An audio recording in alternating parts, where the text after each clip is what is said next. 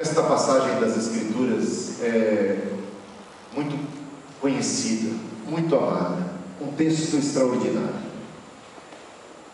Jesus aqui está viajando, mas viajando a propósito por Samaria.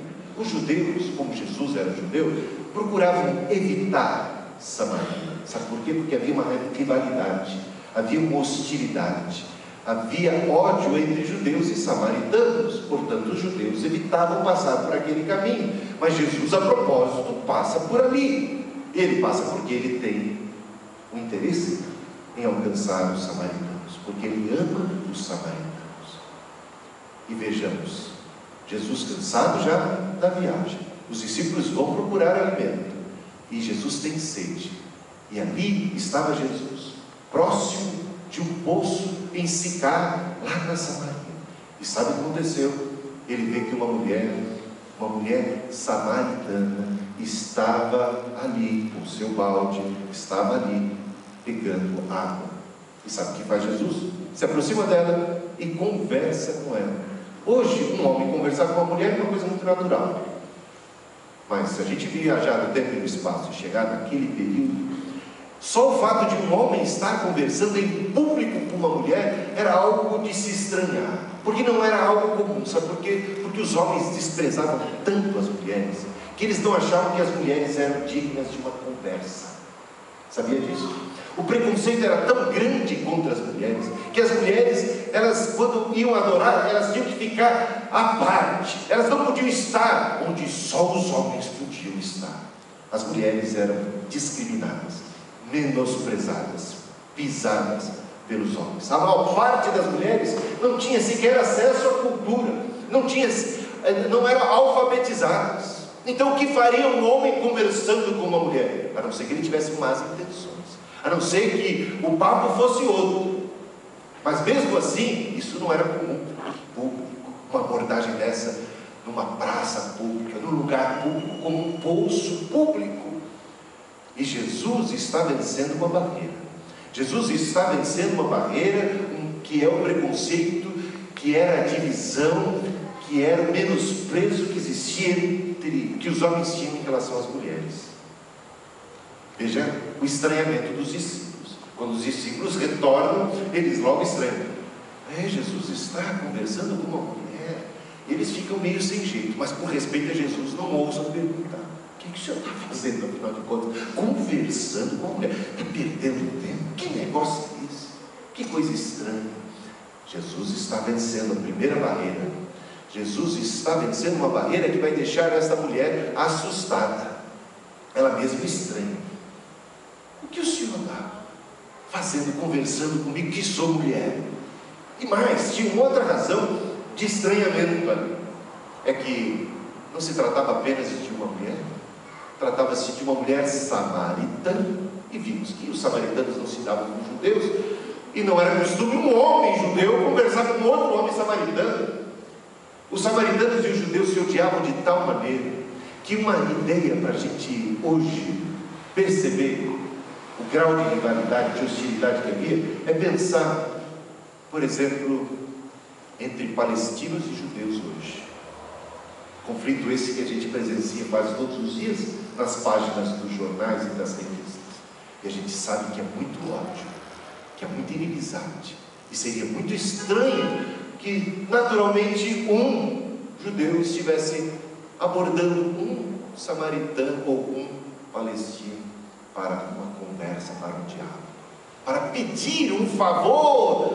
Para pedir um favor, isso feriria o orgulho normalmente de um judeu. Pedir um favor a um samaritano, ainda mais a uma mulher.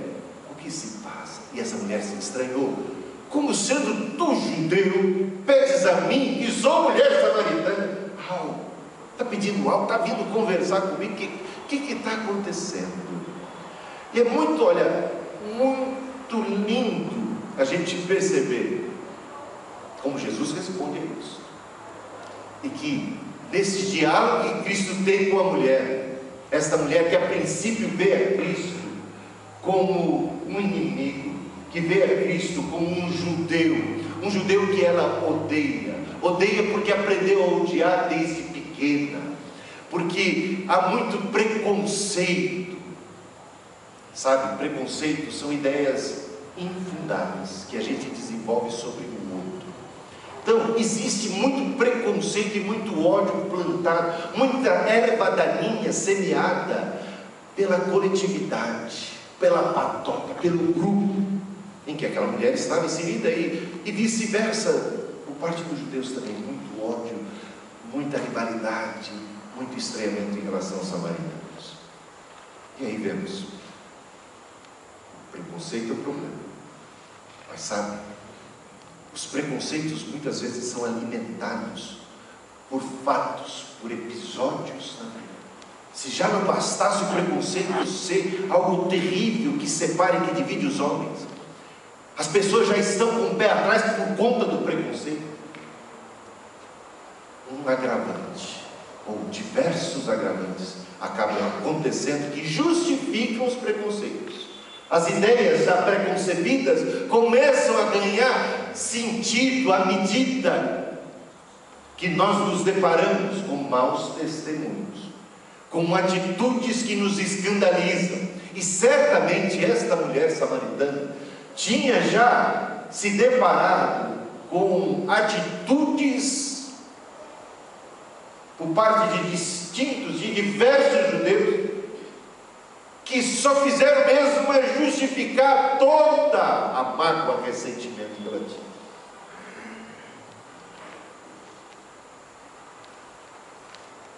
Aqui no Brasil existe ainda muito preconceito em relação aos cristãos, aos crentes, aos evangélicos. No passado foi muito pior. No passado, nesse país, nós não podíamos sequer enterrar os nossos mortos. Os cemitérios eram públicos, e a igreja e o Estado eram um, de modo que a igreja é dominante nesse país não autorizava o enterro de pagãos, como esses protestantes evangélicos. Isso aconteceu nesse país. Havia também perseguição. Houve nesse país morte de crentes só porque eles tinham uma fé diferente. A Santa Inquisição também atuou em solo brasileiro. Outra coisa também. Os templos, quando os cristãos, foi permitido aos cristãos cultuar, não lhes era permitido construir e edificar templos com aparência de um templo. Muito preconceito, muita perseguição. Uma minoria sufocada, perseguida. O tempo vai passando, as coisas vão amenizando, vão melhorando, mas o preconceito continua. O preconceito continua. Hoje está melhor, mas há não muito tempo atrás, os crentes eram motivos de chacota em quase todos os programas humorísticos. Tinha um personagem, um Jim Jones, né? Jim Jones, ou alguém assim. Isso é parte do preconceito, da generalização, que um apronta, então a gente acaba, vamos descer a lenha nesse e dá a ideia de que todo mundo é assim, de que todo crente é assim. Mas você sabe que no passado era mais difícil ter crente escandalizando. Era tamanha a hostilidade, a perseguição. Para ser crente tinha que ser muito firme. Você não ganhava muito lucro, você não ganhava muita coisa no ambiente de trabalho sendo crente. Você dava a cara a tapa. Você era ridicularizado. Então, para ser crente tinha que estar muito convicto, tinha que resistir a muita coisa. Mas naquela época se ouvia pouco falar de crente ladrão. Estou falando de algumas décadas atrás. Geralmente os crentes, eles podiam falar mal, tinham aqueles preconceitos, mas na hora de não ver, falaram assim: pode mais fé naquele camarada é pontual, camarada é ponta firme, gente boa. Tinha que ser, porque os olhos todos do universo majoritário estavam sobre ele. Então tinha que ser exímio, tinha que ser. Mas com o passar do tempo, o que a gente tem visto no Brasil? Cada vez mais maus testemunhos, cada vez mais escândalos. Aqueles que já tinham pé atrás em relação aos crentes, ficam mais e mais vacinados contra os evangélicos. Você sabe o que é ser vacinado, né? Agora estamos sendo vacinados aqui no Brasil contra a gripe suína. A gente, quando é vacinado, a gente ganha e desenvolve uma resistência àquilo para o qual nós estamos sendo vacinados. Recebendo vacina contra a gripe suína para não pegar a gripe suína. Quando as pessoas se deparam com os maus exemplos, com os falsos irmãos, com os escândalos que estão por toda parte, elas desenvolvem uma resistência contra o cristianismo no geral. Há uma generalização. A generalização acontece na cabeça da grande maioria. Há tanta decepção, estão sendo tão machucados. E essa mulher samaritana, muito provavelmente, tinha como que descrever: olha, eu conheci um judeu que foi assim, assim, assim, assim. Eu passei por isso, então tudo igual.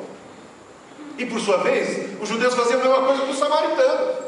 Conheci o samaritano que era assim, me aprontou isso, fez aquilo, eu não quero nem saber. De samaritano, então a generalização. Samaritano é tudo igual. E lembra que Jesus conta a parábola do bom samaritano, isso no contexto judeu, para tentar vencer o preconceito, para tentar vencer as barreiras. Hoje, o número de escândalos é tão grande, o número de pastores, o número de líderes, de denominações que não pensam em outra coisa não sem dinheiro, que acaba se vendo.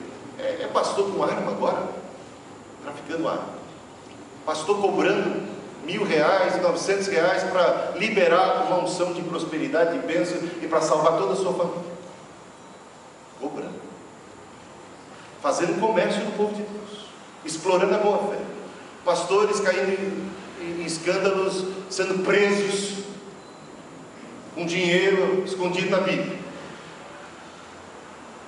É tanto escândalo, escândalo sexual, escândalo daquilo. Gente, isto é alguma coisa que deixa aqueles que estão do lado de lá, aqueles que estavam já com pedras, com os preconceitos, quando eles se deparam com escândalos, quando eles são tapeados, quando eles se veem enganados, quando eles presenciam coisas desta natureza, eles geralmente desenvolvem uma birra, pegam nojo do cristianismo, dos crentes em geral, não podem nem ouvir falar de pastor. Se depararam com pastores que envergonharam o nome e essa missão, e eles não querem saber mais de ninguém. A generalização. Eles se encontraram com Judas Iscariotes e agora dizem: tudo é Judas. Eles não querem saber de Pedro, de Tiago, de João.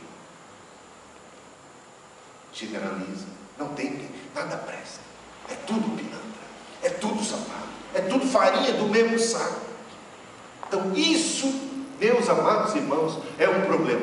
É um problema que está se tornando cada vez mais crônico no Brasil, porque os escândalos só estão aumentando. E os verdadeiros crentes precisam agir como Jesus está agindo aqui.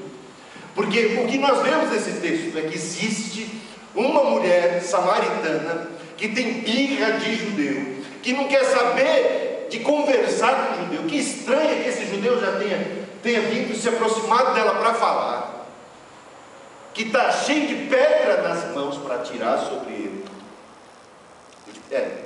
Figurado, não era isso que ela pretendia fazer, mas está armada até os dentes contra aquela pessoa. E como é que Cristo, numa conversa, veja que nesse diálogo a opinião da mulher vai mudando, conforme ela vai conhecendo a Cristo e o diálogo vai se desenvolvendo, esta mulher começa a enxergar a Jesus de uma maneira diferente.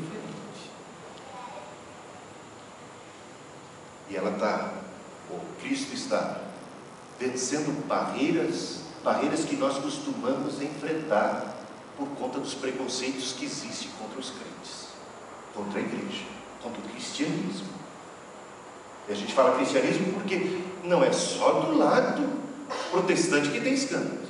Veja o que está acontecendo na igreja católica com esse número absurdo de pedófilos padres. Mas não vamos nós fazer o mesmo que fazem os outros. Todo padre é pedófilo. Não podemos fazer isso. Tem que separar o joio do trigo. Nem todo padre é pedófilo, mas isto faz com que muita gente seja escandalizada do cristianismo do modo geral. Então não há a verdade. Onde está a verdade? Então não há. Então as pessoas não querem nem saber. Jesus vai enfrentar isso. E como é que Jesus responde a esse preconceito que a mulher manifesta? Como sendo tu judeu, pedes a mim que sou mulher samaritana, pedes algo a mim, pedes de beber a mim que sou mulher samaritana? Como é que Jesus responde isso? Olha o suspiro de Jesus. Ah, se conheceras por ti mesmo, ah, se você tivesse discernimento, ah, se você percebesse, se você conhecesse, se caísse a ficha para você, com quem é que você está falando, se você conhecesse aquele que te pede água, você é que pediria a ele, e ele te daria de beber da água viva. A mulher fica encafifada. Veja, mas já melhora a coisa, ela já pergunta assim: por acaso, eu estou vendo balde, eu não estou vendo nada, e que você pretende tirar água desse poço? Por acaso você é maior do que o nosso pai Jacó? O nosso pai Jacó é que cavou esse poço, ele bebeu água, seus descendentes também, esse poço existe até hoje. Por acaso você está insinuando ser maior do que Jacó? O que Jesus responde? Quem bebe dessa água torna a ter sede, mas aquele que beber da água que eu lhe der, nunca mais tornará a ter sede.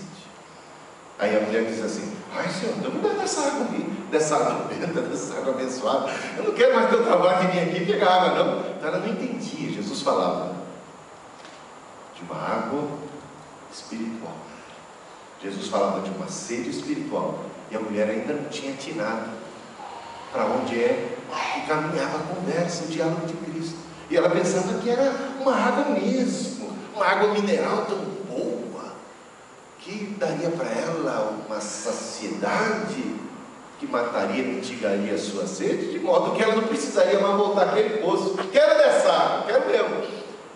Aí Jesus fala assim: então vai lá e chama seu marido. Aí Jesus começa a tocar, olha só, aí, só Jesus mesmo. Que história é essa de vai lá e chama teu marido? Você quer beber dessa água? Vai lá e chama teu marido. Aqui Jesus está querendo dizer isso. Por que envolver o marido agora nessa história? Jesus está querendo despertar a mulher para o tipo de sede que essa mulher tem apresentado na sua vida. Ele está tocando exatamente na ferida, mas de um jeito muito de Jesus, de um jeito muito manso, de um jeito muito tranquilo. Ah, então você quer beber dessa água? Traz teu marido também para beber. Traz teu marido, vem cá, traz teu marido. E aí? Ela fala: eu não tenho marido. Eu não tenho marido. Aí Jesus diz assim: você respondeu. E aí? De fato você não tem marido. Você já teve 5, não é mesmo? A mulher deve ter quase caído para trás. Esse judeu que vem lá de novo, que preparação, já está falando de quantos maridos eu tive. Você já teve 5, não teve? E esse que você está agora, o 6º, não é de fato teu marido. Você respondeu. O que diz a mulher? Pasma. O que fala a mulher? Vejo que és profeta. Porque Cristo escancarou a vida. Cristo mostrou agora que tipo de sede essa mulher tinha. Puxa, uma mulher, já falamos daquela época, as mulheres eram discriminadas. Se hoje uma mulher tem, é comum encontrar mulher que tem 5, 6 maridos, coisa mais rara, não é mesmo? Acontece em Hollywood, Elizabeth Taylor, talvez umas 2 ou 3 mais que a gente possa conhecer. Mas, gente, não é fácil encontrar uma mulher. Ou mulher samaritana moderna, né? Essa aí é avançadinha. samaritana, essa mulher, eu vou dizer um negócio para você. Olha só, ela teve 6 maridos, está com um homem, agora está com uma alternativa, um casamento alternativo. Bom, que coisa que revela isso? Revela uma mulher que tentou se satisfazer, que tentou, digamos assim, a felicidade do primeiro casamento. Não deu certo, então ela já descartou o primeiro marido, partiu para o segundo. É o marido que estava errado. Aí foi tentar o segundo. Não deu certo, o segundo foi para o terceiro. Não deu certo, o terceiro foi para o quarto. Não deu certo, o quarto foi para o quinto casamento. E o quinto também não funcionou. Não foi no quinto que ela encontrou felicidade. Não foi ali que ela matou a sua sede de vida, de realização. E ela parte agora, está no 6º relacionamento. E agora já mais amigada, alguma coisa assim. Mas não está casada. Não é esta a grande sede dessa mulher, mais do que a sua sede de água? Essa mulher não está à procura de algo, ela não revela uma alma sedenta de resposta, e procurando beber nos distintos poços, nos diversos poços que existem neste mundo. O mundo apresenta diversos caminhos de felicidade, ela está explorando cada um deles, na tentativa de encontrar a paz, a felicidade, a plenitude, a satisfação. E de uma maneira sutil, de uma maneira elegante, com cortesia, com respeito, tocou numa daquelas feridas mais profundas da alma. Chama meu marido, não tem? Falou bem, já teve 5. Está com 6º e não está satisfeito. Não está satisfeito. Vejo que és profeta. Perceba, essa mulher, a primeira impressão que ela tinha de Cristo é um judeu, um homem judeu, que eu odeio, que eu desprezo. Alguém que eu não quero conversa, não quero amizade, cheio de barreiras em relação a isso. Jesus se apresenta, a conversa se desenvolve, e ela já vai perguntando no segundo momento: és por acaso maior que Jacó? Questiona, mas já está entrando na conversa, né? És por acaso maior que Jacó? E agora? Vejo que és profeta. Oh, mudou bastante, hein? Para quem estava com o pé atrás, para quem estava cheio de barreiras, armado até os dentes, vacinada contra este judeu, agora já o reconhece, mas o reconhece como profeta. Isso não é um avanço extraordinário? Ah, se conheceres aquele que conversa com você que pediria a ele água, ele te daria água. Quem beber desta água vai tornar desejo. Não é casamento, não é profissão, não são as coisas desse mundo que podem satisfazer a alma humana. É só aquele que é o Criador. Só Ele pode matar a nossa sede. Nós somos criados por Deus e para Deus, e sem Deus nós não funcionamos. É só com Ele que nós temos satisfação, temos mitigada a nossa sede, a nossa fome saciada. Meus irmãos, vejo que és profeta. E aí ela faz uma pergunta daquelas, uma pergunta capciosa, uma pergunta que mostra que havia também um preconceito religioso. Não era só racial, mas também religioso. Vocês, judeus, adoram lá em Jerusalém, dizem que é lá que é o lugar certo de adorar. Lá tem o templo dos judeus, e nós aqui que somos samaritanos dizemos que é aqui em Samaria o templo de Deus. Onde é que está o templo de Deus? Qual é o lugar de adoração? Olha lá o que você vai responder agora, Jesus. Porque se Jesus respondesse para ela, o lugar de adoração é Jerusalém, ela já fechava ali. Então vai para lá e eu vou para cá. Olha só, preconceito religioso. Como é que Jesus lida com isso? Olha a resposta de Cristo.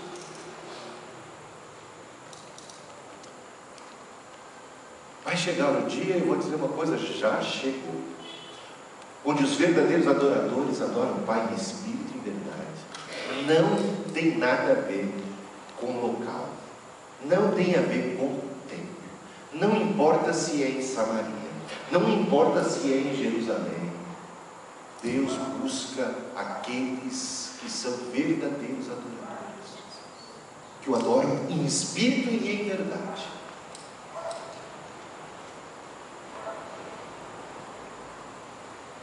E os judeus aguardam Cristo. Sabe de uma coisa? Jesus diz para ela: eu sou o Cristo esperado. Esta mulher fica encantada com as respostas, fica encantada com a conversa, com o diálogo, com a cortesia, com a simpatia, com a sabedoria, com o discernimento, com as revelações, com a profundidade com que este, que é o Senhor da vida, se comunicou com ela. E ela agora, quando se despede de Jesus, ela vai lá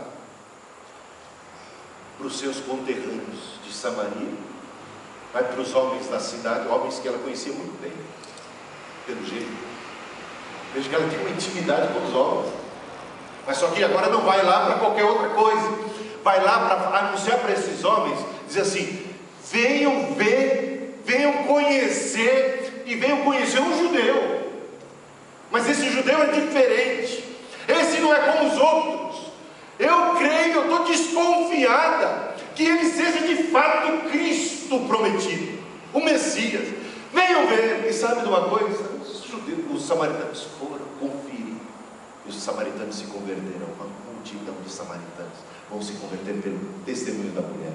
Então o que nós temos? Uma mulher que tem preconceitos, que tem um pé atrás, que está vacinada, que está mordida, que se deparou com espantalhos da comunidade de Cristo, espantalhos do povo de Cristo, e que não queria saber de Cristo porque ele pertencia àquele povo, que estava com o pé atrás, toda armada até os dentes, que de repente num diálogo e numa conversa, a sua impressão, a imagem que ela tinha da pessoa de Cristo vai sendo modificada, vai sendo construída, de um mero judeu, inimigo e adversário, odiado, para ser maior do que nosso pai Jacó, e progride para: vejo que és profeta. E termina: não seria ele em Cristo? Olha só, meus amados irmãos,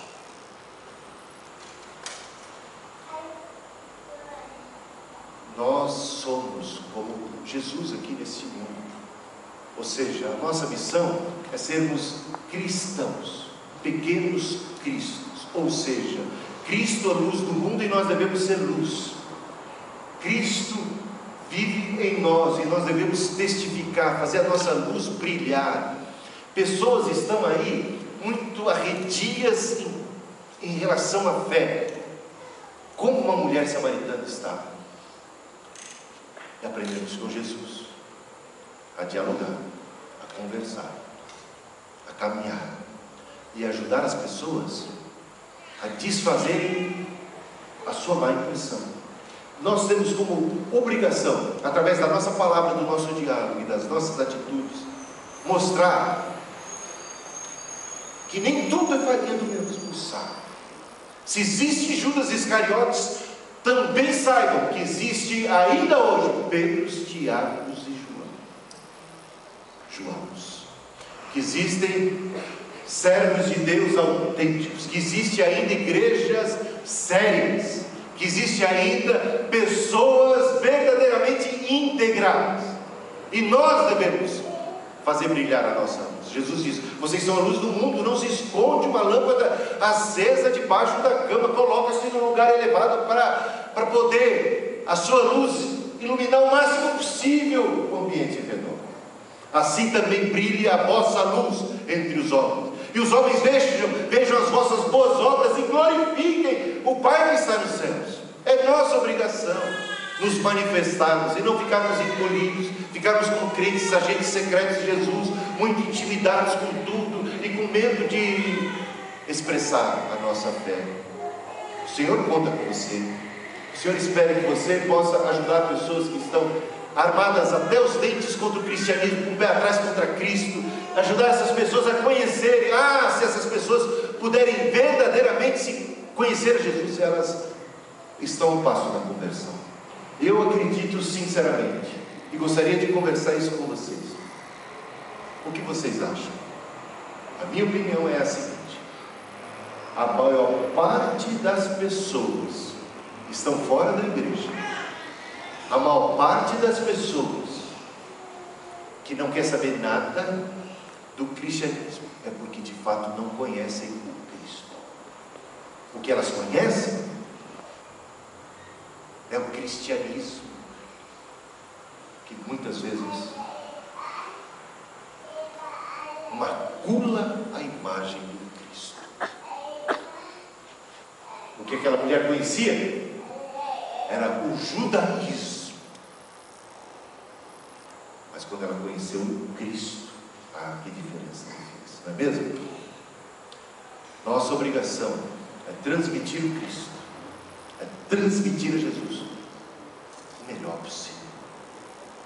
Como é que termina? E agora chegamos aos finalmente. Como é que termina essa história?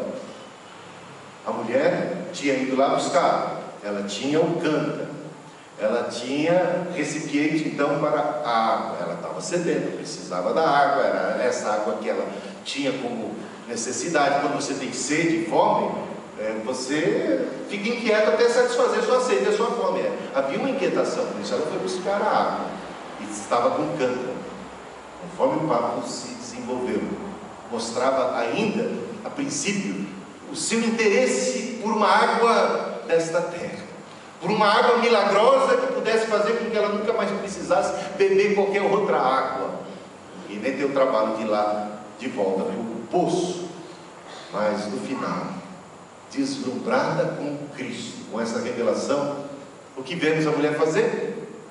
Largou o cântaro, esqueceu-se dele, deixou o cântaro para trás. Quando ela foi anunciar aos samaritanos, esqueceu-se da sua sede física, porque tinha encontrado algo melhor do que a água para matar a sede. Tinha bebido agora daquela água de que Jesus fala: aquele que beber da água que eu lhe der jamais terá sede novamente. Essa mulher não tinha mais sede, naquele sentido mais físico e humano de se falar. Ela tinha encontrado uma fonte de vida que fez com que aquela sua sede fosse esquecida, fosse relegada a segundo plano. Deixa o seu cântaro e o deixa espontaneamente. Não é interessante e curioso perceber que ela faz isso espontaneamente e não houve nenhum mandamento? Deixe seu cântaro. Não houve mandamento para isso. O problema quando nós evangelizamos hoje é que nós estamos muito preocupados com os cântaros das pessoas. Bom, vamos traduzir isso aí. O que significa cântaro? Significa aquilo que a gente está apegado, daquilo que a gente depende, aquilo que ainda satisfaz a nossa sede, pelo menos por um pouco de tempo. Depois a gente volta a querer mais e mais e mais. Coisas que nos servem como que muletas nesta vida, que estão preenchendo temporariamente, ou assim, por um tempo, aquele vazio, aquela sede da alma, aquela coisa mais profunda, que a gente tenta dar uma tapeadinha com alguma coisa, com algum envolvimento. Isso pode ser muita coisa. Pode ser relacionamento amoroso, pode ser família, pode ser profissão, dinheiro, sucesso, coisas desta vida. Casamentos com uma mulher samaritana, relacionamento amoroso, felicidade, e a gente percebe que ela continua sendo, bebe das águas, dos poços desta vida, e continua sendo. Eu já vi uma crente evangelizando, entre aspas, né? Porque as pessoas às vezes acham que estão evangelizando, só que elas de fato estão prestando um desserviço ao Senhor e à sua igreja. Bom, mas faz isso na sua ignorância, nem vou culpá-la, porque faz porque aprendeu, porque ouviu, sei lá. Então não quero crucificar essa mulher, nem sei o nome dela, só presenciei o fato. Estava dentro do ônibus e a mulher, uma senhora, no afã de evangelizar um jovem, sentou-se do lado dele, não o conhecia, nem se apresentou direito e já começou a destramelhar. Viu que talvez ele estivesse vestido de um jeito assim, meio indicando alguma coisa que ela sentiu algum cheiro de cigarro, ou alguma coisa assim, ela já começou, isso leva para o inferno, porque isso é mal, porque isso não sei o que, se você deixar disso, você sabe, aquele legalismo, e pegando aquelas picuinhas, aquelas coisas, e vai para o inferno, e condenando, e acusando, e o jovem estava assim, já envergonhado, porque ela falava alto, né? E as pessoas, ele devia estar pensando, vão pensar que é minha amiga, vão pensar que é minha mãe, vão pensar que é minha tia, e ele já estava encolhido assim, virado para a janela, e ela falando, descendo a lenha dele, o julgando, o condenando, sendo agressiva na sua abordagem, nada sensível, nada simpática, nada amistosa, nem estabeleceu sequer contato, e foi espizinhando o jovem, que já tinha dado as costas para ela, nem sensibilidade ela teve. Você já viu Jesus conversando? Dá uma lida, conheça os evangelhos, e me traz um episódio onde Jesus fala com quem está dando as costas para ele. Não é? Você não vai encontrar. Sabe por quê? Porque Jesus, quando ele conversa com os olhos abertos, ou seja, ele enxerga, ele sente a pessoa, ele percebe quando ele está, de repente, que a pessoa não está se agradando muito dele. Foi o caso do jovem rico, quando o jovem rico ouviu o que Jesus tinha para dizer e não gostou do que Jesus disse, o jovem rico não virou as costas e foi embora. Quando o jovem rico virou as costas e foi embora, ele não ouviu nenhuma palavra mais de Jesus, não é mesmo? Jesus não fala com quem vira as costas para ele. Você não deve falar para ninguém que te vira as costas. Aliás, a gente não deve abrir a boca enquanto não conquistar a atenção das pessoas. E deve estar ciente se essas pessoas estão interessadas realmente no que nós temos para dizer. Se essas pessoas mostram desinteresse, nós não deveríamos perder o nosso tempo em falar, porque tudo vai ser desperdiçado. Os cristãos precisam ser as pessoas mais educadas, nesse sentido, sensíveis. Veja como Jesus foi sensível a essa mulher, e nesse diálogo ele captou a atenção dela, do começo ao fim. Saber evangelizar não é uma coisa ser sal da terra e luz do mundo. Exige de nós sermos imitadores de Jesus e reparar a estratégia de Jesus, a sabedoria de Jesus, a graça dele. E com graça Jesus transformou a opinião daquela mulher tão negativa a seu respeito numa opinião tão positiva, a ponto de reconhecê-lo como Cristo no diálogo. Se as pessoas hoje pudessem ter diálogos com Jesus, conversa com Jesus, se Cristo estivesse aqui e pudesse conversar com nossos familiares que são arredios e hostis ao cristianismo e à igreja, você não acha que isso ia fazer uma baita de uma diferença? O problema delas estarem longe da igreja é porque elas ainda não conhecem a Jesus. É certo que mesmo conhecendo a Cristo, existirão ainda muitos como o jovem rico, muitos como outros que vão virar as costas. Mas certamente muita gente se achegaria ao Senhor.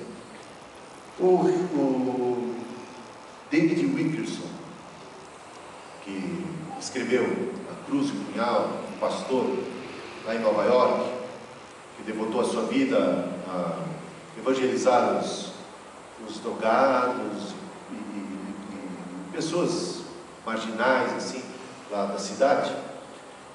Ele conta em um dos seus livros, não sei se é A Cruz e o Punhal ou depois A Cruz e o Punhal, num dos livros ele diz o seguinte, ele fala assim: meu avô, desde que eu era pequeno, o avô dele era crente, e ensinava o seguinte para ele: quando a gente quer premiar o nosso cãozinho, o nosso cachorro, como pastor alemão, nosso cachorro quer premiá-lo com, no dia do aniversário dele, digamos assim, um belo pedaço de carne para o nosso cãozinho no dia do seu aniversário. E o cão está lá com o osso dele. Querer arrancar o osso dele antes de apresentar o bife, você acha que é uma boa ideia? Dependendo do tamanho do cachorro, então, se for um Rottweiler, né? Se for um desses mais grosso, é melhor tomar cuidado. Está entendendo? Que muita gente está tentando tirar os cântaros das pessoas. Aquilo que as pessoas, elas estão apegadas àquilo. Sabe por que elas estão apegadas àquilo? Porque elas ainda não encontraram algo melhor. Nosso papel é apresentar Jesus.